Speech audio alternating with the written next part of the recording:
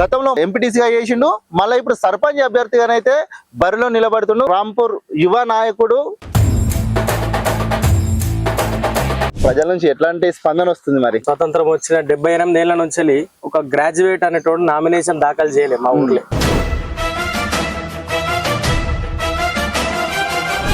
డబ్బులు బాగా సంపాదించుకున్నాం అన్న. సేవ చేయనీకి వచ్చిన ముగ్గురు అభ్యర్థులు ఢీకొట్టే శక్తి మీ దగ్గర ఉన్నదా? 100% ఉన్నది. గతంలో ఎంపీటీసీగా ఉన్నారు కదా, ఇప్పుడు ఏమేమి చేశారు మరి మీరు? మేము ప్రతిపక్షంలో ఉన్నప్పటికి కూడా మీరు డెఫినెట్ గా మీరు గెలిస్తే ప్రజలకు మీరు చెప్తున్నటువంటి హామీలు అమలు చేస్తారా కంపల్సరీ? మీ దగ్గర ఇప్పుడు మీడియా ప్రూఫ్ ఎవిడెన్స్ ఉన్నది అని ప్రశ్నించే రైట్ అందరికి ఉంటుంది.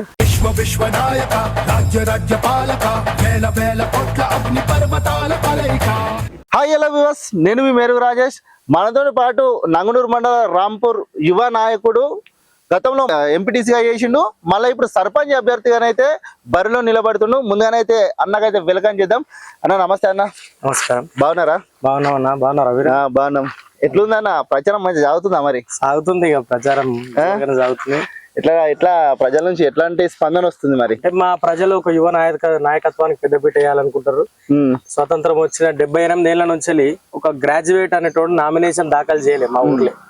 సరే, నేను ఒక బీటెక్ మెకానికల్, ఎంబీఏ చేసిన, ఎల్ఎల్బి, ఒక పోస్ట్ గ్రాడ్యుయేట్ని కాబట్టి నేను నామినేషన్ వేస్తే వాళ్ళు స్వీకరించారు. ఒక యువ నాయకుడు వస్తుందని సంతోషంలోనే ఉన్నారు. యావత్ యువత అంతా మనకు పెద్దపీట వేస్తున్నారు, సపోర్ట్ చేస్తున్నారు. గతంలో అయితే మంచిగా సాగుతుంది ప్రచారం. అయితే ఇప్పటి వరకు పాజిటివ్ వైబ్స్ వస్తున్నాయి. ఓకే. గతంలో కూడా ఎంపీటీసీ ప్రతిపక్షంలో ఉన్నప్పుడు కూడా సిద్దిపేట కాన్స్టిట్యున్సీ మొత్తంలో ఏకైక MPTC and youngest MPTC in the state కూడా. నాకు ఆ అవకాశాన్ని మా ఊరు, మా మగ్దుంపూర్, రాంపూర్ ప్రజలు నాకు అవకాశాన్ని ఇచ్చారు. నన్ను నమ్మి నా యువ నాయకత్వంలో నాకు అవకాశం ఇచ్చారు. వాళ్ళందరికీ నేను కృతజ్ఞుడై ఉన్నా. మళ్ళీ ఇప్పుడు కూడా అదే ఆశీర్వాదంతో ముందుకు వస్తున్నా. వాళ్ళ ఆశీర్వాదం కావాలి, వాళ్ళు ఆశీర్వదిస్తారని కూడా ఆశిస్తున్నా. ప్రచారం అయితే ఇప్పటి వరకు సంతోషం, మంచి వైబ్స్ వస్తున్నాయి, పాజిటివ్ గా నడుస్తుంది. ఎంతమంది అభ్యర్థులు ఉన్నారు? ముగ్గురు అభ్యర్థులు ఉన్నారు. మరి ఈ ముగ్గురు అభ్యర్థులు ఢీకొట్టే శక్తి మీ దగ్గర ఉన్నదా?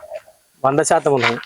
ఒక అభ్యర్థి, ఇంతకు ముందు చేసిన అభ్యర్థి పరిపాలన ఎట్లున్నది. నేను ఒక చిన్నప్పుడు చదువుకున్నప్పుడు మా స్కూల్ 7వ తరగతి వరకు ఉండే. అంటే నాది సిద్దిపేట కాన్స్టిట్యున్సీలో మా రాంపూర్, మగ్దుంపూర్ అనేది నా ఎంపీటీసీ పరిధి. నా ఎంపీటీసీ పరిధిలో 7th క్లాసే ఉండే. 2007 బ్యాచ్ నాది 7th. అప్పుడు మాకు 7th ఉన్నప్పుడు మా స్కూల్ ఏమో 5వ తరగతి దిగిపోయింది, వాళ్ళ స్కూల్ ఏమో 10వ తరగతి అయింది. అంటే మా పక్కన్న గ్రామాలలో పక్కూరు అభివృద్ధి ఏమో 10వ తరగతి ముంగటికి పోతే మా ఊరేమో వెనకకి నడుస్తుంది, 5వ తరగతి దిగింది. సో అభివృద్ధికి ఏం జరిగింది ఇంతకుముందు చేసిన వ్యక్తి కంటే అదే ఎగ్జాంపుల్. అంతకు మించి పెద్దగా చెప్పాల్సిన అవసరం లేదు. అంటే కావాల్సింది పేద ప్రజలకు విద్యనే. ఆ విద్యనే వెనకకు పోయింది మా ఊర్లో. ఇక మా డెవలప్మెంట్ ఎట్లున్నది అనేది మీరే గమనించారు. మీరు కూడా మరి గతంలో ఎంపీటీసీ ఉన్నారు కదా? అవును. అప్పుడు ఏమేమి చేశారు మరి మీరు? నేను ప్రతిపక్షంలో ఉన్నప్పటికీ కూడా నాకు వాళ్ళు అధికారం ఇచ్చారు కాబట్టి, ఆ ఎంపీటీసీగా నాకు పదవి ఇచ్చారు కాబట్టి, ఆ పదవిలో మగ్దుంపూర్ స్కూల్లో నేను ప్రైమరీ స్కూల్ బిల్డింగ్ కట్టినాం. మేము ప్రతిపక్షంలో ఉన్నప్పటికి కూడా ఫండ్ తీసుకొచ్చి మేము అక్కడ స్కూల్ బిల్డింగ్ కట్టినాం. మా గ్రామ పంచాయతీ బిల్డింగ్ భవనం కట్టినాం. మా ఊర్లో ఉన్న అన్ని చెరువుల పునరుద్ధరణ మేమే చేసినాం. సీసీ రోడ్లు వేసినాం. డ్రైనేజ్ వ్యవస్థను, పారిశుద్ధ్య వ్యవస్థలో కూడా మేము పనిచేసినాం. మోరీలు కట్టినాం. ఇవన్నీ ఇప్పుడు ప్రతిపక్షంలో ఉంటేనే ఇవన్నీ చేయగలిగినామంటే, ఒకసారి నాకు గ్రామ సర్పంచ్ అవకాశం ఇస్తే ఇంకెంత చేస్తానో ఒకసారి ఆలోచన చేయాలి. ప్రజలు నాకు అవకాశం ఇవ్వాలి. డబ్బులు బాగా సంపాదించుకున్నాం అన్న. నేను సేవ చేయనీకి వచ్చిన. ఇప్పుడున్న పరిస్థితి బట్టి డబ్బులు బాగా ఓటర్లను ప్రలోభం చేసి, నా పాయింట్ ఆఫ్ వ్యూలా పదవి, సర్పంచ్ పదవి అని అంటే అది సంపాదన కోసం కాదు, అది సేవ చేసే కుర్చీ. గ్రామానికి ఒక పెద్ద జీతగాని లెక్క గ్రామంలో ఉన్న ప్రతి సమస్య మీద కొట్లాడి వాళ్ళకు ఎప్పటికి 24/7 అందుబాటులో ఉండి సేవ చేసే పదవి తప్ప అది సంపాదించుకునే పదవి కాదు. మరి సంపాదించుకోవాలంటే ఎన్నో ఉన్నాయి సోర్సులు. దాని మీద పెద్ద సంపాదన కోసం కాదు. మాది ఏఆర్ ఇన్ఫ్రా కన్స్ట్రక్షన్ కంపెనీ ఉన్నది. సో వేరే సోర్సులు ఉన్నాయి. నేను సేవ చేద్దామనే ఉద్దేశంతోనే నేను ఆర్వైసీ అనే వ్యవస్థను కూడా స్థాపించిన. ఆర్వైసీ నుంచి ఎన్నో సేవా కార్యక్రమాలు చేసినాం. అంటే ఊర్లో చేసిరా బయట చేసినాం, ఊర్లో చేసినాం. ఏమేం చేసిరా? ఆర్వైసీ మాది ఎన్జిఓ పెట్టినాం మేము, నాన్ గవర్నమెంటల్ ఆర్గనైజేషన్. నేను చైర్మన్ దానికి. మా ఊర్లో మేము కరోనా సమయంలో స్థాపించడం అది. మేము మా పుట్టిన ఊరికి ఏదో చేయాలనే సంకల్పంతో ఉన్న కొద్దిమంది నా స్నేహితులతోని అది ఏర్పాటు చేసినాం. అది ఇప్పుడు 100 మందితో సభ్యులతో ఉన్నది. మేము కరోనా సమయంలో వాళ్ళకి ఆ కష్టకాలంలో మాస్కులు వంచడం, కూరగాయలు వంచడం, బ్లడ్ డొనేషన్ క్యాంపులు చేసినాం, ఆర్గాన్ డొనేషన్ క్యాంపులు చేసినాం, మా తెలుగు మహాసభలు నిర్వహించినాం, శిక్షణ కేంద్రాలు, కుటుంబ మిషన్ కేంద్రాలు పెట్టించినాం. మా ఊర్లే మహిళలకు, యువతకు అన్ని అవకాశాల కోసం NYK నుంచి ఎన్నో కార్యక్రమాలు చేసినాం. ఇట్లా చాలా చేసినాం. అంటే ఇంతగానో చదువుకున్నారు, ఇంత మీకు అంత ఫేత్ ఉన్నది. ఈ సర్పంచ్ పదవి అంటే కేవలం చిన్న పదవి. ఈ పదవి కోసం మీరు పోటీ పడడం ఎందుకు? అంటే నా పాయింట్ ఆఫ్ వ్యూలో సర్పంచ్ అనేది చిన్న పదవి కాదు, చాలా పెద్ద పదవి. అంటే దేశానికి రాష్ట్రపతి ప్రథమ పౌరుడు. దేశానికి రాష్ట్రపతి ప్రథమ పౌరుడు ఎట్లనో మన గ్రామానికి ప్రథమ పౌరుడు సర్పంచ్. అంటే దేశం బాగుపడాలన్నా కూడా గ్రామాల అభివృద్ధి, అన్ని గ్రామాలు కలిస్తేనే దేశం అభివృద్ధి చెందుతుంది. ఆ దేశానికి పేరు రావాలంటే ప్రతి గ్రామం అభివృద్ధి చెందాలి. ఆ గ్రామానికి మొదటి అడుగు సర్పంచ్తోనే పడుతుంది. కాబట్టి నా దృష్టిలో అంత పెద్ద స్థాయి, అది చాలా గొప్ప పదవి. మరి ఇప్పుడు గతంలో సర్పంచ్లుగా చేసినటువంటి వాళ్ళను ఎదుర్కొనే శక్తి మీ దగ్గర ఉందా? మరి 100% ఉన్నది. ఎందుకంటే ఆల్రెడీ వాళ్ళు గతంలో సర్పంచ్లు చేసి ఏదో కొంతవరకు అయితే ఊర్లను అభివృద్ధి దిశగానే నడిపించుంటారు. మరి వాళ్ళని ఎట్లా ఢీకొడతారు మీరు? నేను వాళ్ళ అభివృద్ధి చెంది ఉంటే నేను రాకనే పోదు.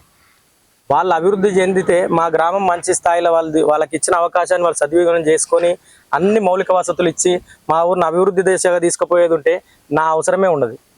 వాళ్ళు అభివృద్ధి చెందలేకనే, వాళ్ళు చేయలేకనే ఉన్నారు. కాబట్టి నేను వాళ్ళని రిప్లేస్ చేయడానికి వచ్చిన తప్ప వాళ్ళు ఒకవేళ మంచి చేస్తుంటే నేను వచ్చే అవకాశమే ఉండకపోవు, రావాల్సిన అవసరం కూడా ఉండకపోవు. అంటే గతంలో కూడా మీరు ఎంపీటీసీగా ఉన్నారు. అంటే కలుపుకొని మీరు అందరు కలిసి మరి అభివృద్ధి చేస్తే అయిపోదు. అప్పుడే నేను కలిసి నడదామని అనుకున్నాం. వాళ్ళు పార్టీ బేసిస్ లో వాళ్ళు నన్ను ఒక ఆపోజిట్ లానే చూసారు తప్ప నేను అట్లేం అభివృద్ధి కోసం పెద్దపీట వేసినాం. వాస్తవానికి కలిసి చేద్దామనే ఉద్దేశంతో చేసినాం, కానీ కలవనీయలే, వాళ్ళు చేయలే. వాళ్ళ స్వార్థం కోసం ఆలోచన చేసిరు. నేను ప్రజల కోసం ముందుకు వస్తా అనుకుంటున్నా. నాకు అవకాశం ఇస్తే 100% నేను చేసి నిరూపించుకుంటా. ఏమో కాగితం పట్టుకున్నాం, ఏందన్నది? ఇది నా మేనిఫెస్టో. ఏమేమి చెప్తున్నావు అన్న?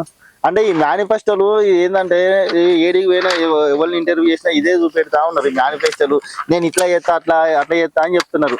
మరి ఇది కేవలం వీడియోల మాత్రమేనా, లేకుంటే ఎన్నికల గెలిచిన తర్వాత మరి దరిదాపు ఎన్ని చేసిరు? నాకు తెలిసి దీనిలో ఒక 20-30 ఉన్నట్టున్నాయి. నాకు తెలిసి ఎక్కువనే ఉన్నట్టున్నాయి హామీలు. ఇవన్నీ చెప్పురు అన్న ఒకసారి. సరే, ఇవన్నీ పట్టుకొని మీరు ముందరికి వస్తుర్రు, మీడియా ముందరికి వస్తుర్రు, ప్రజల ముందరికి పోతుర్రు. మీరు డెఫినెట్ గా మీరు గెలిస్తే ప్రజలకు మీరు చెప్తున్నటువంటి హామీలు అమలు చేస్తారా? కంపల్సరీ 100% చేస్తాం. కాబట్టి ఇలా నా ఫోటో వేసి మరి ఇచ్చిన మా ప్రజలకు ఏమేమి హామీలు ఇస్తున్నారని ఒకసారి మేము ఇలా విద్యకు, వైద్యానికి పెద్దపీట వేసినాం. మా గ్రామంలో మౌలిక సదుపాయాల కల్పన మేజర్ ఫస్ట్ పాయింట్.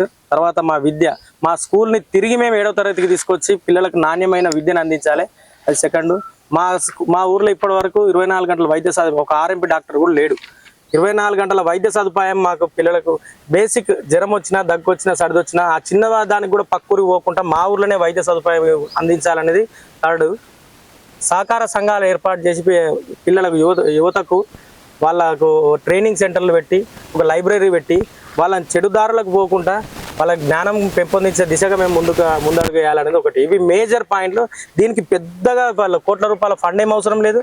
మేము అది చేయలేని పని ఏం లేదు. 100% చేయగలిగినయే చెప్పినయే చేస్తాం. మొత్తం ఎన్ని హామీలు ఉన్నాయన్నా మీరు చెప్తున్నట్టు? 5 హామీలు ఉన్నాయి. మొత్తం 5 హామీలు ఉన్నాయి.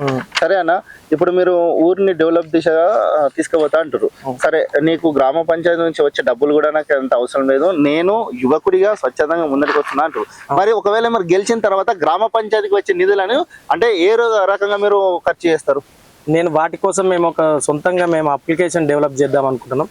పారదర్శకంగా ప్రతి రూపాయిని మేము వచ్చిన రూపాయి వచ్చింది పోయింది, రాబడి వ్యయం అన్ని రూపాయలు పారదర్శకంగా ట్రాన్స్పరెన్సీ పద్ధతిలో మేము ప్రజలకు అందజేస్తాం. వాటిని గ్రామంలో ఉన్న మాకు అండర్ గ్రౌండ్ డ్రైనేజ్ మేజర్గా మా ఊర్లో అండర్ గ్రౌండ్ డ్రైనేజ్ కావాలి. వాటర్ ట్యాంకులన్నీ శిథిలావస్థ స్థితికి వచ్చినాయి. ట్యాంకులు నిర్మించుకుంటాం ఆ ఫండ్తోని. ఇంకా గవర్నమెంట్ సపోర్ట్ చేస్తే మేము భవనాలన్నీ కూడా శాంక్షన్ చేసుకుంటాం.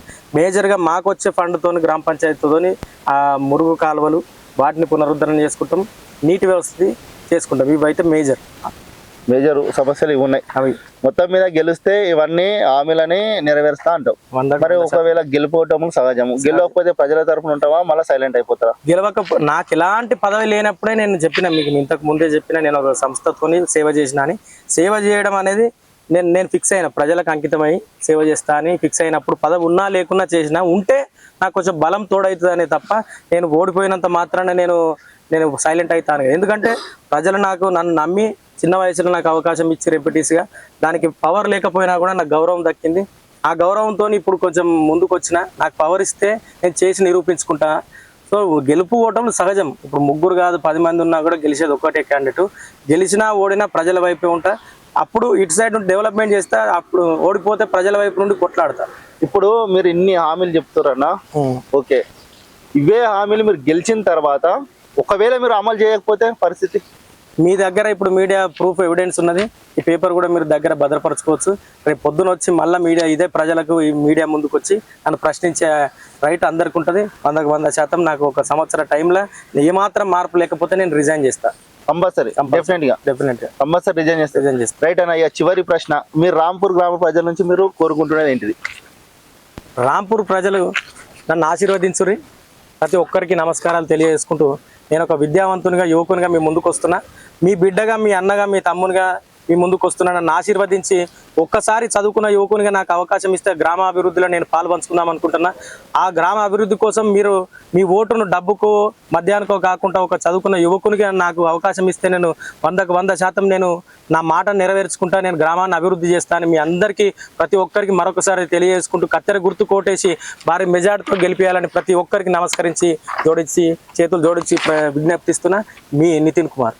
సో చూస్తున్నాం కదా, రాంపూర్ గ్రామ ప్రజలకైతే నితిన్ చెప్తున్నాడు, గతంలో ఎంపీటీసీ గా పోటీ చేసి నేను అభివృద్ధి దిశనే నడిచిన, ఇప్పుడు కూడా సర్పంచ్ అభ్యర్థిగా బరిలో నిలబడుతున్నా, నన్ను ఆశీర్వదించండి. ఈయన ఒక మేనిఫెస్టోని అయితే తయారు చేసుకున్నాడు.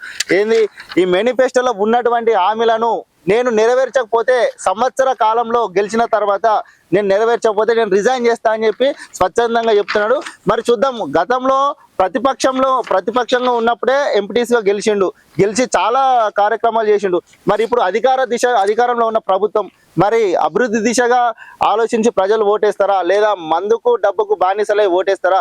నేను ఒక యువకుడిగా మీ ముందరికి వస్తున్నా. మన ఊరును అభివృద్ధి చేస్తా. గ్రామ పంచాయతీకి వచ్చే నిధులు ప్రజల దగ్గరికి తీసుకెళ్లి వాళ్ళకు ప్రతి రూపాయి లెక్క చెప్పి నేను ఎట్లా ఖర్చు చేయాలనేది చెప్తానైతే యువ నాయకుడు అయితే చెప్తున్నాడు. చూద్దాం మరి ఆ రాంపూర్ గ్రామ ప్రజలు మరి ఎవరికి ఆశీర్వదిస్తారు, ఎవరికి ఓటేస్తారు అనేది అయితే రిజల్ట్ తర్వాత అయితే చూద్దాం. చూస్తూనే ఉండండి మన కర్తవ్యం. నేను మీ మేరుగు రాజేష్.